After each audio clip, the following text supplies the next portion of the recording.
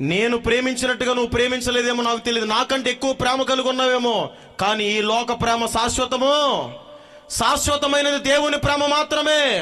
చివరికి నేను ప్రేమించి ప్రేమించి ప్రేమించి ఆమె కొరకు కలలు కని, అరే నా జీవితం అంతా ఆమెతో గడపాలని నా జీవితం ఆలోచన చేసి చేసి చేసి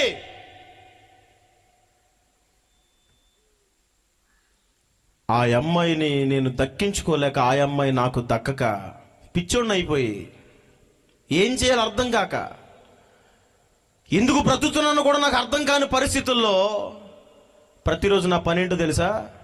ఆకలేసినప్పుడు లేకడం, అన్నం తింటాం, మరలా వచ్చి అద్దంలో ముఖం చూసుకోవడం.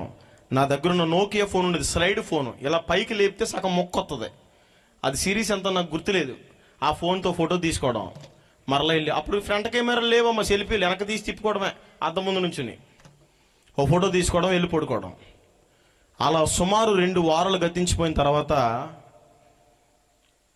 మా తాతయ్య గారి భార్య అంటే మా అమ్మమ్మ ఒకరోజు నన్ను పిలిచందరే, పిచ్చోడా, మగడు కదరా నువ్వు, ఎందుకురా ఇంత అలా ఆలోచిస్తున్నావు?